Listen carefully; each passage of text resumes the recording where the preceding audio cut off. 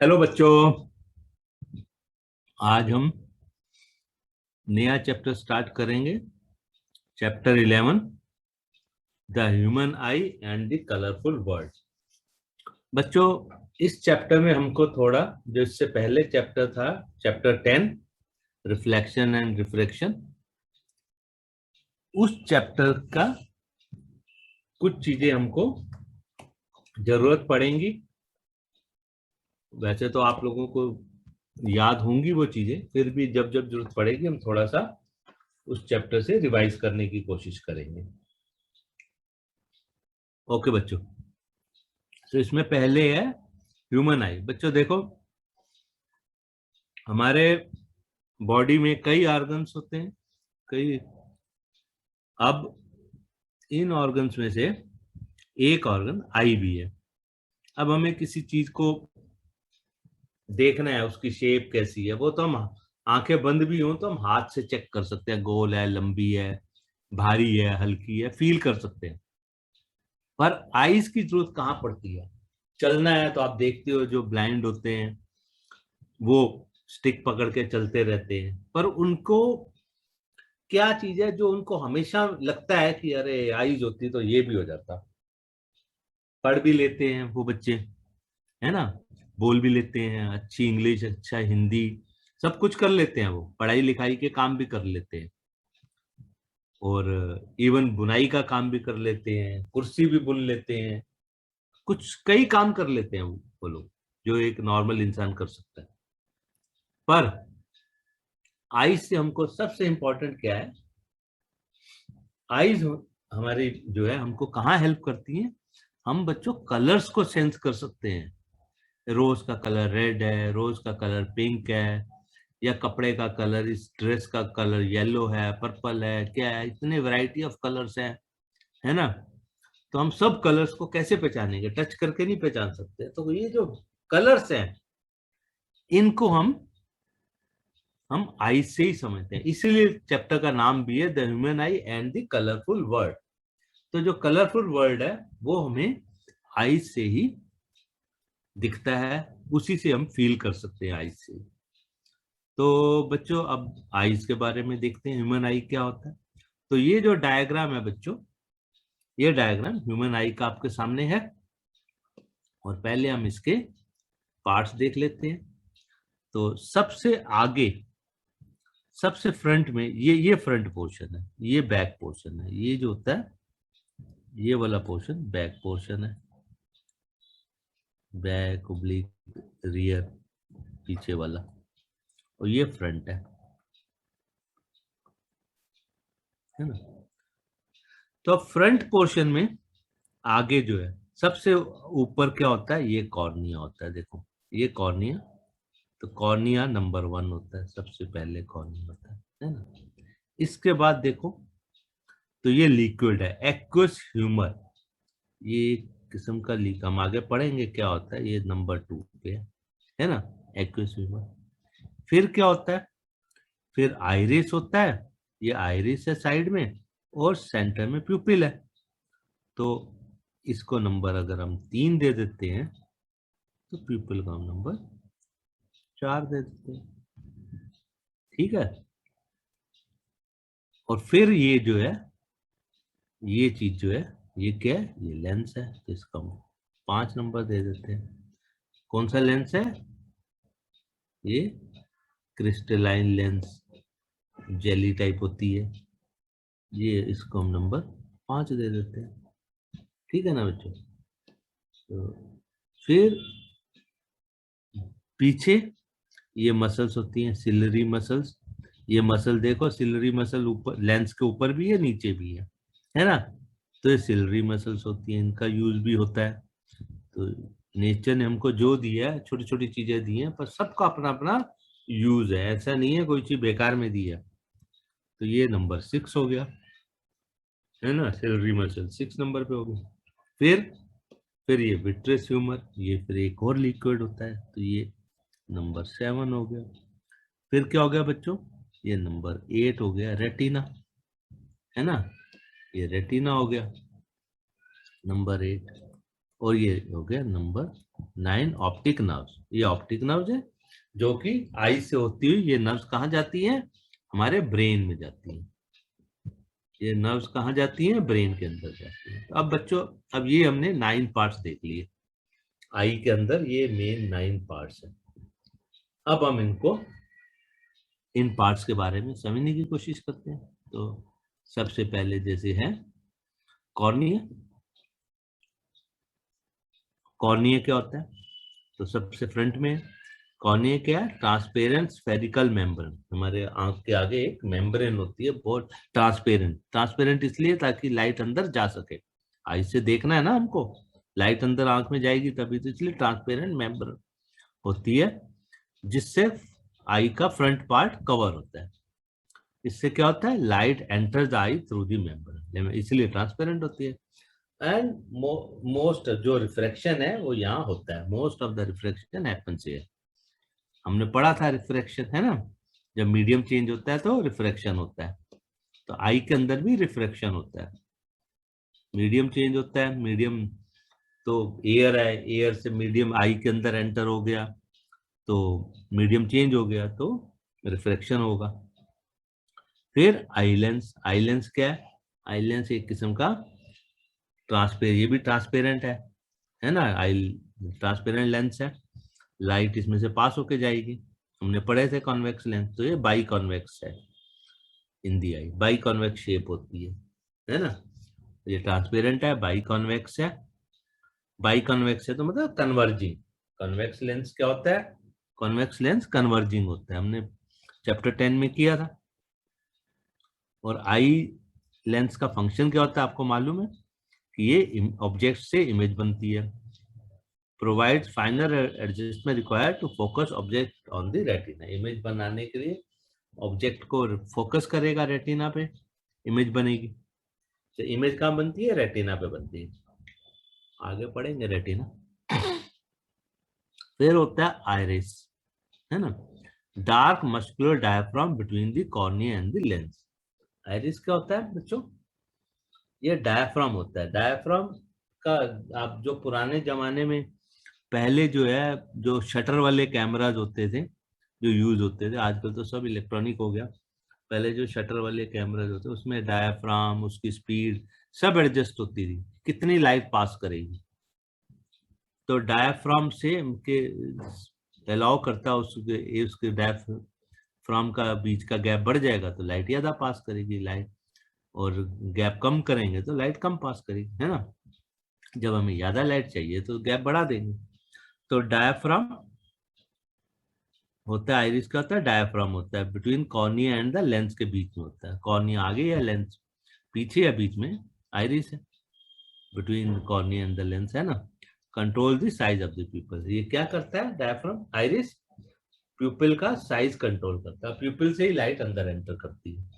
प्यूपिल दिखता है ना हमें आंख का, ओके। अब प्यूपिल क्या होता है, प्यूपिल देख लेते हैं। N opening between the iris,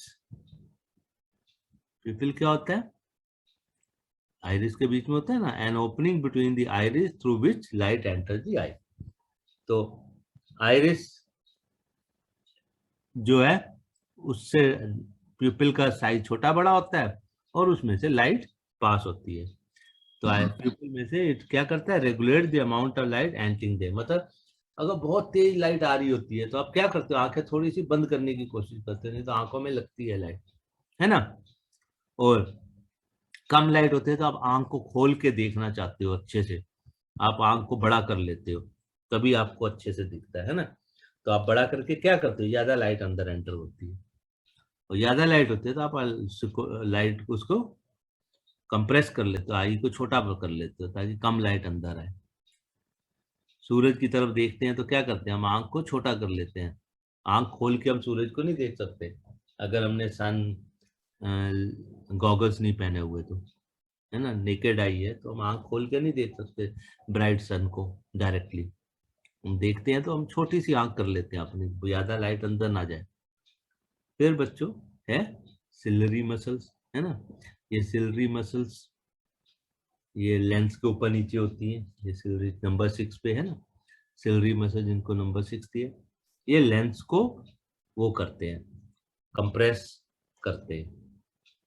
ciliary muscle से लेंस कंप्रेस होता है, attach lens attach to the eye lens है, hold the lens in position and modify the curvature of the lens. ठीक है ना, लेंस को मॉडिफाई, उसके कर्वेचर को मॉडिफाई करते हैं। कर्वेचर को मॉडिफाई करते हैं मींस क्या हुआ, इसका मतलब कर्वेचर को मॉडिफाई करने का मतलब कि अगर आपके पास लेंस ऐसा है ना, और अगर हम साइड से इसको दोनों साइड से फोर्स लगाए, इधर से भी लगाए इधर से भी फोर्स लगाए, बैलून अगर है तो आप उसको दोनों साइड से प्रेस करो तो सेंटर से क्या हो जाता है, वो बल्ज कर जाता है ना, ऐसा हो जाएगा, बल्ज कर जाएगा ना सेंटर से अगर फोर्स लगाएंगे तो। ठीक है ना, तो जितना ज्यादा बल्ज कर जाता है उतनी फोकल लेंथ क्या हो जाती है, लेस हो जाती है। जितना कम बल्ज होता है फोकल लेंथ कम होती है। आप अगर कम, आप इसके लिए आप टेस्ट करना हो तो आप एक सर्कल ड्रॉ करो, एक सेंटर से सर्कल ड्रॉ करो और कुछ रेडियस का, और फिर रेडियस को बड़ा कर दो और रेडियस को भी बहुत छोटा कर दो, देखो किसमें बल्जिंग ज्यादा दिखेगी। जब रेडियस कम होगा तो बल्जिंग ज्यादा होगी, है ना। तो हम लिख सकते हैं less radius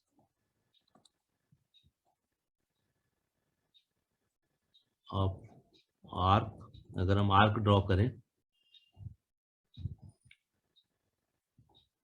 gives less radius of arc results in more bulging।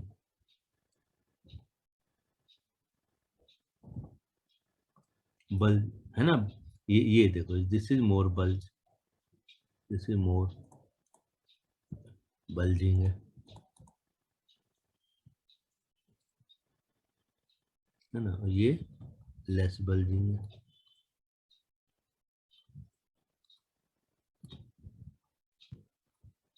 ठीक है ना, सो ये बल्ज करता है, तो रेडियस कम होगा तो बल्जिंग ज्यादा होगी, रेडियस ज्यादा होगा तो बल्जिंग कम होगी। और रेडियस से क्या होता है, रेडियस ऑफ कर्वेचर का हाफ फोकल लेंथ होती है, मालूम है ना, जितना रेडियस होता है उसका हाफ फोकल लेंथ होती है। तो मतलब बल्जिंग से, इसका मतलब क्या हो गया, सिलरी मसल से modify the curvature of the lens, तो कर्वेचर ऑफ द लेंस को मॉडिफाई करता है मींस लेंस की फोकल लेंथ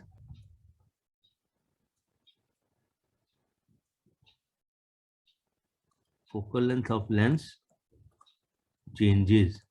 वो क्या रहा है, बेसिकली फोकल लेंथ लेंस की चेंज होती है, आई के लेंस की फोकल लेंथ चेंज होती रहती है, दूर का देखना है पास का देखना है तो फोकल लेंथ चेंज करनी पड़ती है। क्यों चेंज करनी पड़ती है, क्योंकि यहाँ पे हमारी जो इमेज है वो रेटिना पे बन रही है, इमेज रेटिना पे बन रही है, मतलब लेंस और रेटिना के बीच का डिस्टेंस तो फिक्स है ना, ये लेंस है ये रेटिना है, लेंस और रेटिना के बीच का डिस्टेंस तो क्या है, ये देखो, ये लेंस है यहाँ पे, है ना, ये लेंस है और ये यहाँ पे ये रेटिना है। ठीक है ना, मतलब ये डिस्टेंस तो ये V है, तो V तो इन आईज, इन ह्यूमन आई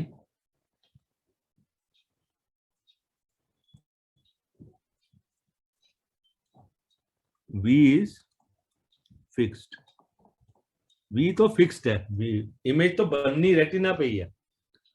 अब U चेंज होगा, अब हमें लेंस फार्मूला मालूम है, क्या है लेंस फार्मूला,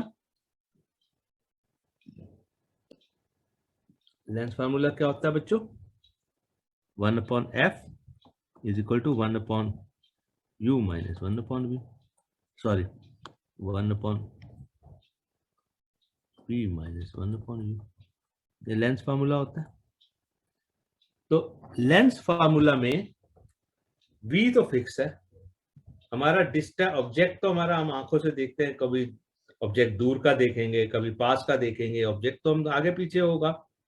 तो अब ये फार्मूला सेटिस्फाई करने के लिए, तो इसका मतलब क्या हुआ, 1/f इज इक्वल, ये क्या हुआ, v इज फिक्स्ड है, ये v तो फिक्स्ड है, ये फिक्स्ड है। इन केस ऑफ i के लिए बोल रहा हूँ, सिर्फ i की बात हो रही है यहाँ, in human I v is fixed, u जो है इट इज वेरिएबल, ये चेंज हो रहा है। अब u चेंज होगा तो इसका मतलब f, तभी तो ये जो f इज आल्सो वेरिएबल। तो f जो है ह्यूमन आई का, तो मतलब लेंस जो है आंख की हमारी, उसका फोकल लेंथ चेंज होता रहता है। किस पे डिपेंड करेगा, पोजीशन ऑफ द ऑब्जेक्ट पे। तो क्योंकि आंख से हम कभी दूर का देखते हैं, कभी पास का देखते हैं, तो लेंस फार्मूला सेटिस्फाई करना है हमको, तो तभी होगा जब f चेंज होगा, क्योंकि v नहीं चेंज हो सकता, इमेज तो बननी रेटिना पर ही है हमेशा। ठीक है, ओके। अब रेटिना क्या है, light sensitive surface of the I on which image is form. तो रेटिना पे इमेज बनती है, रेटिना और आई के बीच में गैप तो फिक्स्ड है। तो ये क्या, रेटिना पे इमेज कैसे बनती है। अब बच्चों देखो, ये कुछ ऐसा है, एग्जैक्टली नहीं, पर तुम इसको ऐसे समझो कि हमारे टीवी है आजकल, मोबाइल है, बात करते हैं ना, अरे इतनी मेगापिक्सल की स्क्रीन है, इतनी मेगापिक्सल की स्क्रीन है। क्या होता है, उनके ऊपर स्क्रीन के ऊपर, टीवी हो मोबाइल हो, उनकी स्क्रीन के ऊपर सिग्नल्स आते हैं। वो सिग्नल्स सेंसिटिव, लाइट सेंसिटिव है वो भी, स्क्रीन भी, तो उससे इमेज बनती है ना। तो ऐसे ही रेटिना भी कुछ कुछ वैसा है। तो तुम ये कह सकते हो कि रेटिना के फंक्शन को ही समझ के, ये सब, पहले जमाने में ऐसे टीवी नहीं होते थे, पहले जमाने में ट्यूब्स होती थी, उनके ऊपर कोटिंग होती थी और उस पर बनता। आजकल जो है, तो वहीं से ही आइडिया आया कि स्क्रीन के ऊपर ऐसे आप सिग्नल्स हिट करेंगे और उनसे इमेज फॉर्म होगी।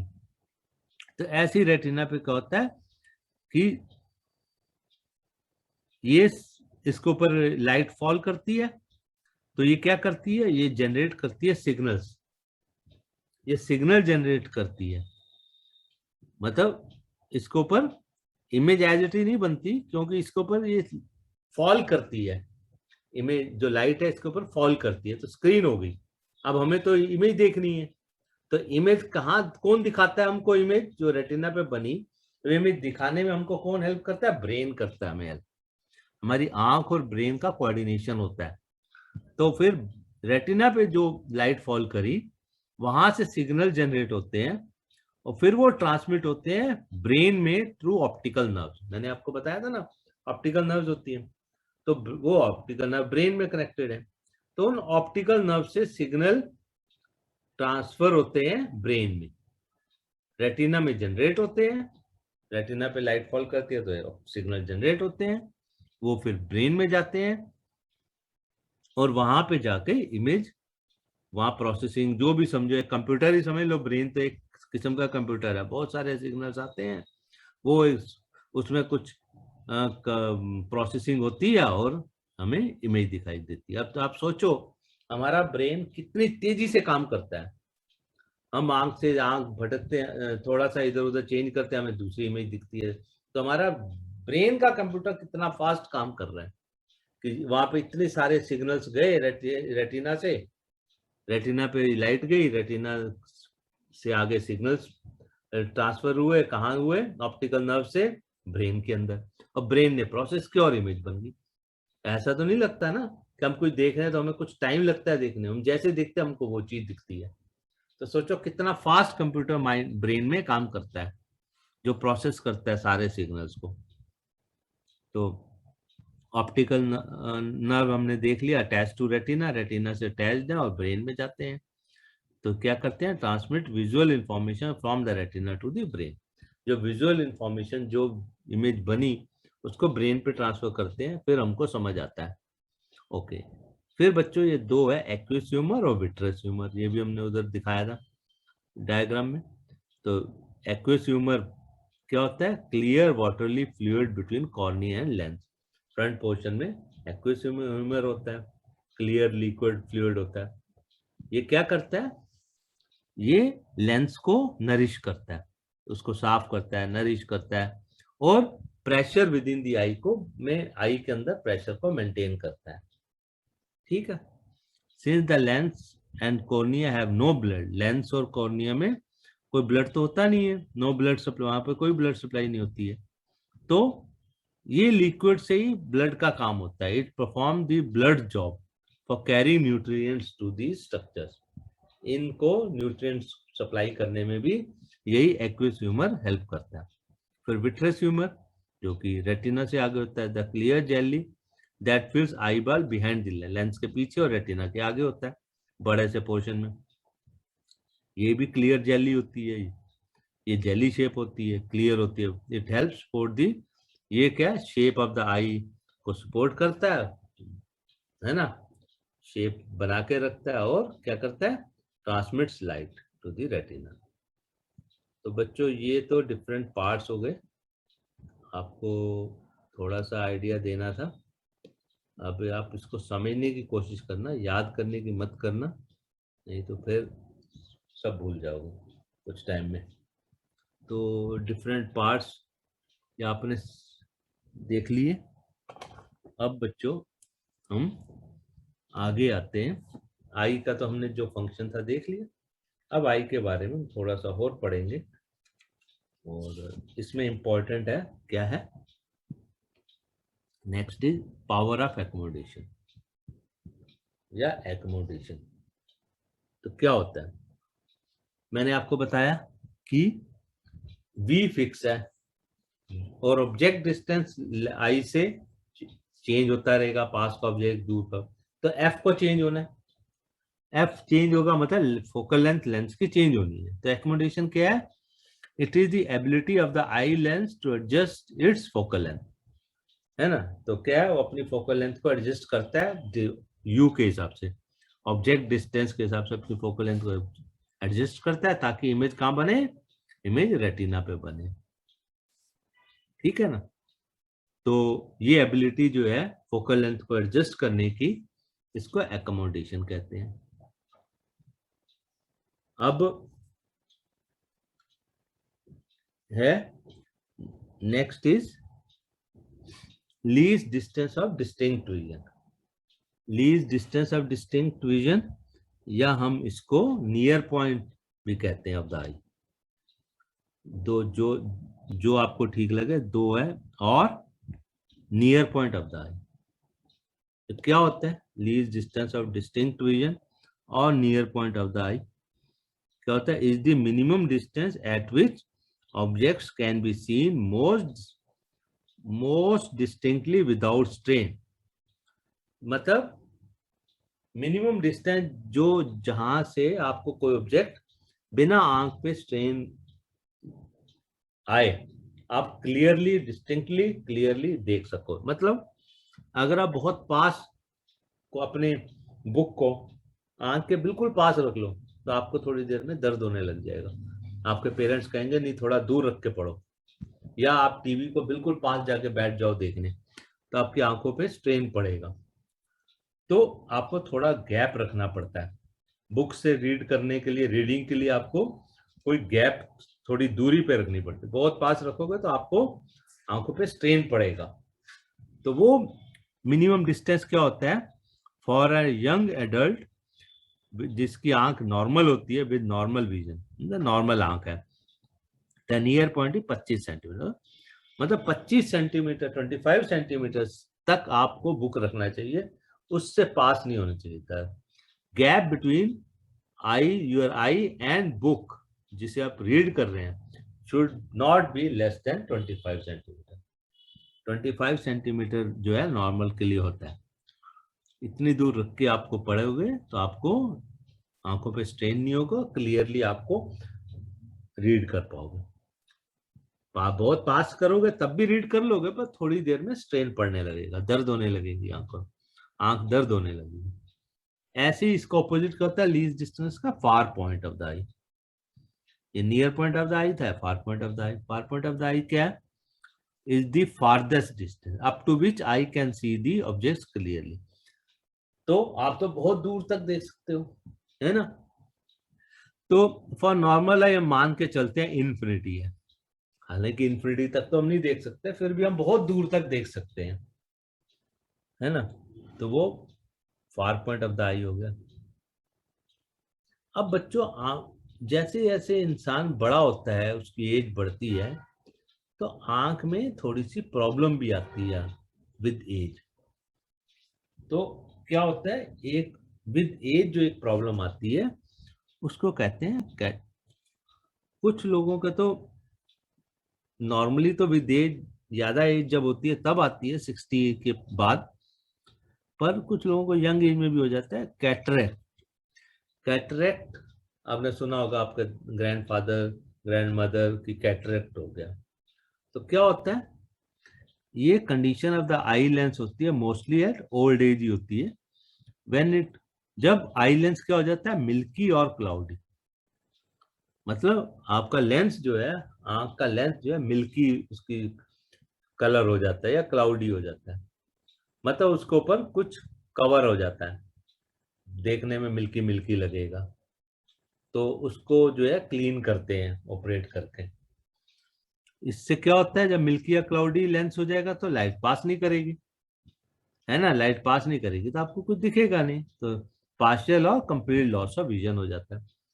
थोड़ी थोड़ी पास करेगी तो पार्शियल होगा, बिल्कुल नहीं करेगी। ज्यादा क्लाउडी हो जाएगा, मिल्की हो जाएगा तो बिल्कुल नहीं पास करेगी, तो कुछ भी नहीं दिखेगा। तो ये कैटरेक्ट, आपको कोई पूछे कैटरेक्ट क्या होता है, तो ये ओल्ड एज प्रॉब्लम है जिसमें लेंस क्या हो जाता है, मिल्की और क्लाउडी। तो अब आपने ये कुछ चीजें आई के बारे में पढ़ ली। अब बच्चों, आई में क्या होता है, आई में डिफेक्ट्स होते हैं विजन के, ठीक है। तो अब हम नेक्स्ट करेंगे डिफेक्ट्स ऑफ विजन।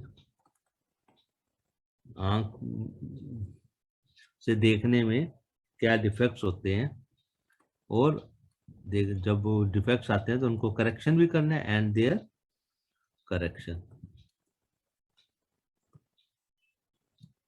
ठीक है। एंड देयर करेक्शन, उनको ठीक भी करना होगा।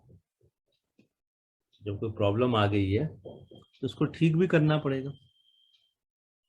तो ये बच्चों मेनली तीन होते हैं। एक तो होता है, आप देखते हो सब चश्मा लगाते हैं ना, है ना, किसी को दूर का नहीं दिखता, किसी को पास का नहीं दिखता। तो ये प्रॉब्लम आती है। आपकी क्लास में भी कई बच्चों ने चश्मा लगाया होगा, बोर्ड नहीं दिखाई देता बिना चश्मा के उनको, तो लगाते हैं लेंस, है ना, स्पेक्स। सो क्या क्या होती है, एक होती है बच्चों मायोपिया। मायोपिया एक डिफेक्ट होता है विजन का जिसको हम कहते हैं मायोपिया, या और नियर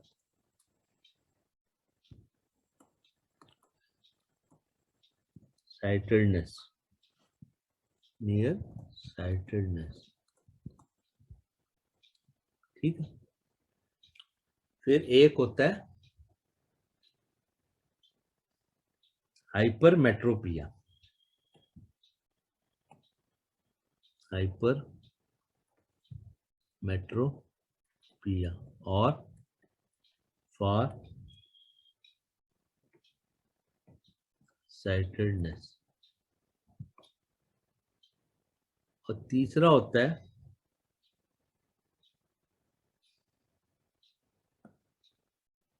प्रेस बायोपिया, ये ओल्ड एज वाली प्रॉब्लम है।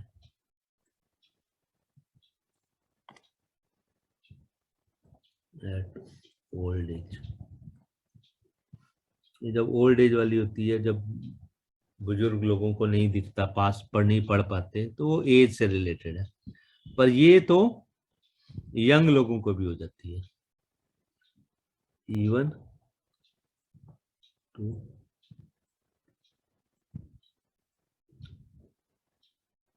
इवन टू यंग पर्सन, है ना, यंग पर्सन बच्चों को भी हो जाती है। सो अब हम देखते हैं ये क्या होती है। अब हम इनके बारे में, तो बच्चों 1 मिनट का टाइम दो। अब हम देखते हैं कि ये क्या होता है। तो बच्चों पहले तो हम मायोपिया देखते हैं, मायोपिया क्या होता है।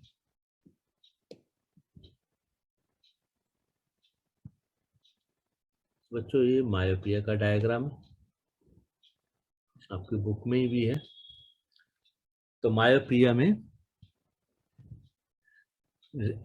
जब आपकी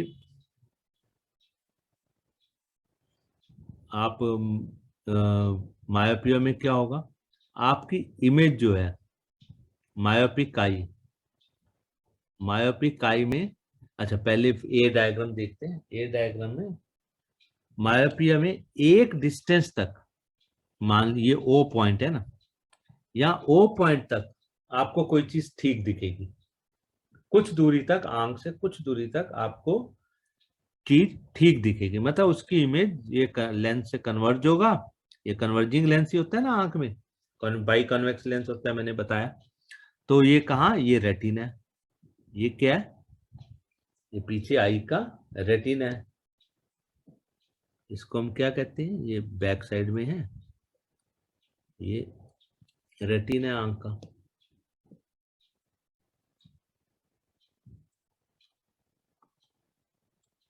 रेटिना, इसके ऊपर कन्वर्ज होके लाइट जो है फॉल कर रही है, और यहाँ पे इमेज इसकी हम ऑब्जेक्ट, जो भी वो ऑब्जेक्ट है इसकी देख सकते हैं। अगर ओ से दूर हो जाए, ओ ये सेकंड डायग्राम में देखो, ओ इधर आ गया, ओ से दूर हो गया ऑब्जेक्ट, और दूर हो गया आंख से, तो अब इमेज कहाँ बन रही है।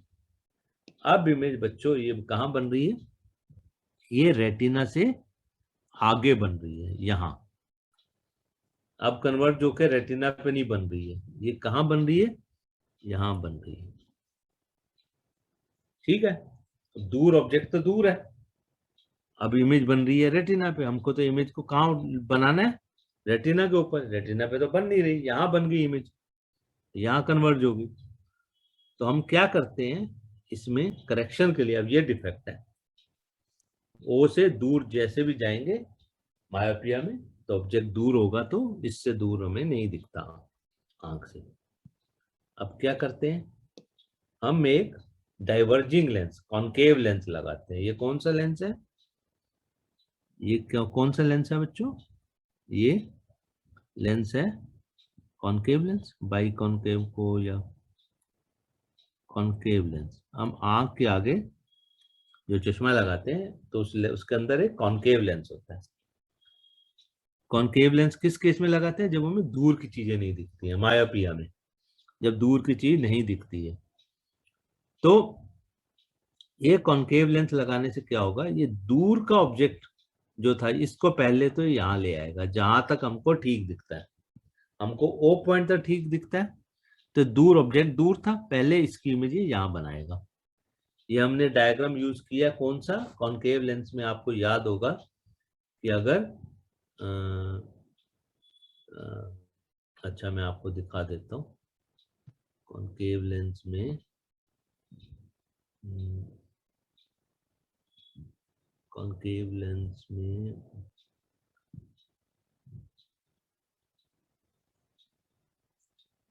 कॉनकेव कॉनकेव लेंस में ये वाला डायग्राम, ये दूर है ऑब्जेक्ट, तो आपकी बुक में जो डायग्राम है दूर ऑब्जेक्ट है, इसकी इमेज यहाँ F1 पे बन रही है। ए फिगर में अगर आप देखोगे या बी में भी देखोगे तो ऑब्जेक्ट दूर है, तो इसकी इमेज यहाँ बनी A dash B dash, D में भी। तो दूर के ऑब्जेक्ट की इमेज यहाँ बन गई, मिरर के पास बन गई, ये कॉनकेव मिरर के पास। तो यही दूर के ऑब्जेक्ट की इमेज मिरर के कॉनकेव मिरर के पास यहाँ बन गई, ओ पे बन गई, या और फिर यहाँ से तक तो हम ओ तक तो हम अच्छे से हमारी आंख देख पाती है, तो इसकी इमेज यहाँ बनी। तो इस इमेज को हमारी आई देखेगी और फिर इस इमेज की इमेज यहाँ रेटिना पे बनती है। तो कॉनकेव लेंस का क्या काम है? कॉनकेव लेंस सीधा इमेज नहीं बनाता, कॉनकेव लेंस क्या करता है, दूर के ऑब्जेक्ट की इमेज उस रेंज में ले आता है जिस रेंज में हमारी आई देख सकती है, और फिर वहां इमेज आने से फिर हमारी आई उसको देख के और उसकी इमेज रेटिना पे बना लेती है। ठीक है बच्चों? तो हमने जब दूर का ऑब्जेक्ट है तो हम क्या यूज करते हैं? Concave lens.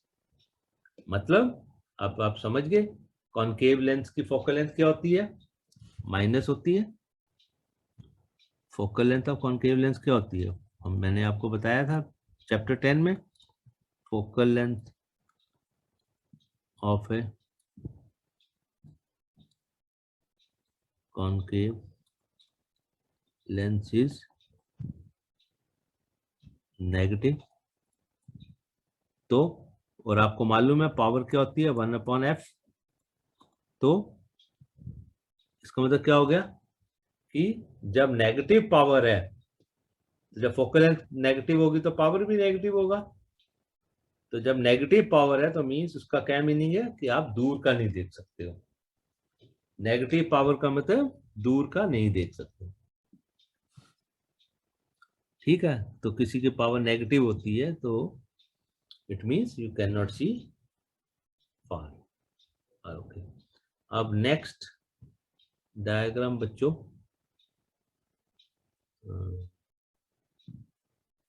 Next diagram hypermetropia.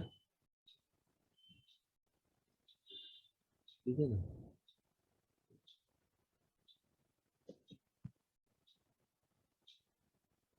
Next diagram hypermetropia का हम ड्रॉ कर लेते हैं।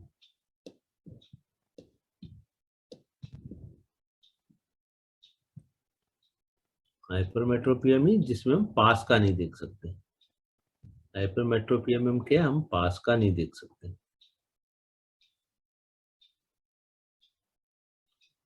ठीक है? तो ये हाइपरमेट्रोपिया में हम n पॉइंट तक तो हम देख सकते हैं, पर जैसे ही ऑब्जेक्ट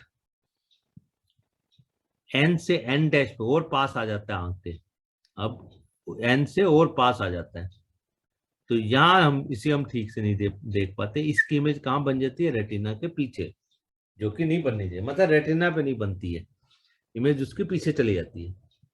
पीछे तो है नहीं कुछ, तो उसकी इमेज बनती नहीं रेटिना पे। तो हम क्या करते हैं, इस ऑब्जेक्ट को जो एन डैश पे है, इसको पहले एक लेंस यूज करके इसको उठा के यहाँ ले आएंगे। कहाँ पर? एन पे। वर्चुअल इसकी इमेज, वर्चुअली इसकी इमेज हम कहाँ ले आएंगे? एन एन डैश पे अगर कोई ऑब्जेक्ट है तो इसकी इमेज हम पहले एन पे लाएंगे। कैसे? ये कॉनकेव लेंस यूज कर, ये कॉन्वेक्स लेंस यूज करके। तो कॉन्वेक्स लेंस यूज करेंगे, तो कॉन्वेक्स लेंस यूज करके एक डिस्टेंस से, जैसे आपने देखा होगा जो बुजुर्ग होते हैं आपके पेरेंट्स, या कोई अगर उनके पास चश्मा नहीं है थोड़ी देर के लिए मान ले, तो कभी नोट करना पास की, उन्हें कुछ रीड करना हो तो क्या करते हैं वो थोड़ा सा आंख से और दूर ले जाते हैं पढ़ने के लिए, क्योंकि एक डिस्टेंस पे तो उनको नहीं दिखता। तो वो क्या करते हैं, आंख से थोड़ा दूर ले जाएंगे, दूर ले जाके कोशिश करेंगे पढ़ने की। करना नहीं चाहिए, आंख पे जोर पड़ता है और आंख खराब होने का डर होता है। पर वो चश्मा नहीं है, कोशिश करते हैं अरे थोड़ा दूर से करके रीड कर लेते हैं। तो अब हम क्या करेंगे, हम ये कॉन्वेक्स लेंस का चश्मा बनाएंगे और ये क्या करेगा, जो पास, बहुत पास के ऑब्जेक्ट्स हैं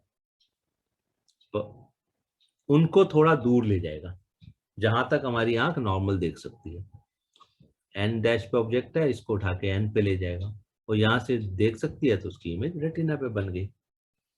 ठीक है, तो हम हाइपरमेट्रोपिया में हम कौन सा लेंस यूज करते हैं? Convex lens. तो कॉन्वेक्स लेंस यूज करते हैं तो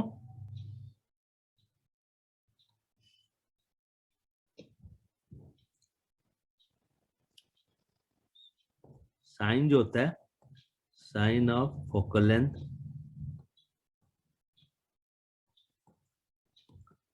ऑफ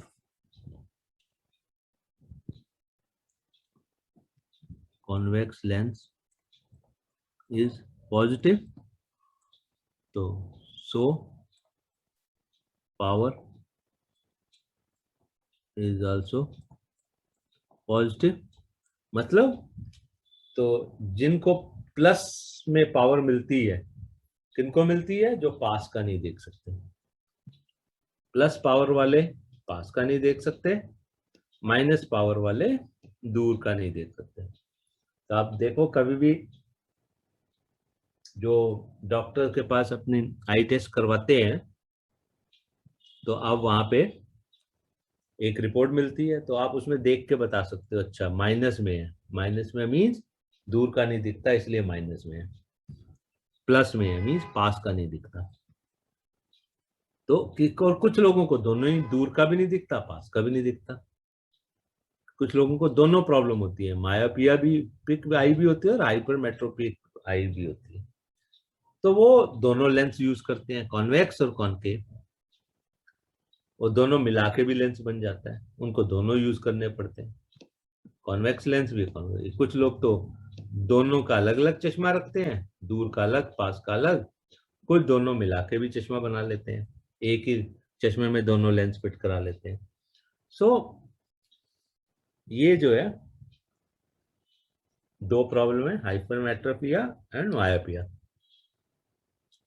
और जो प्रेस बायोपिया है वो मैंने आपको बताया।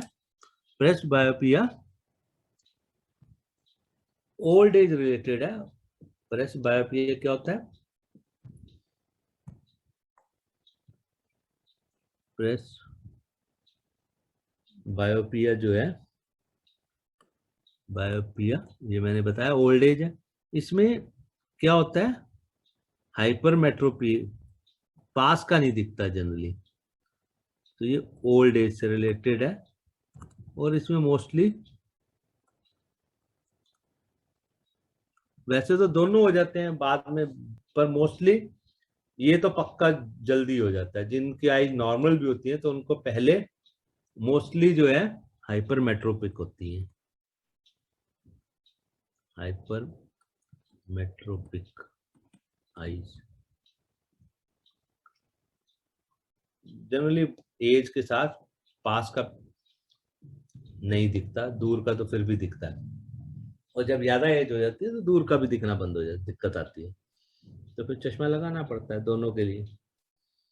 सो ये बच्चों आई के बारे में हो गया, और उसके डिफेक्ट्स एंड करेक्शन। तो अब इम्पोर्टेंट क्या है? इम्पोर्टेंट ये है कि आपको समझना है, myopic eye concave lens use करेंगे। मायोपिक आई में एक डिस्टेंस तक दिखता है, उससे दूर ऑब्जेक्ट हो जाए तो नहीं दिखता, कॉनकेव लेंस यूज करते हैं।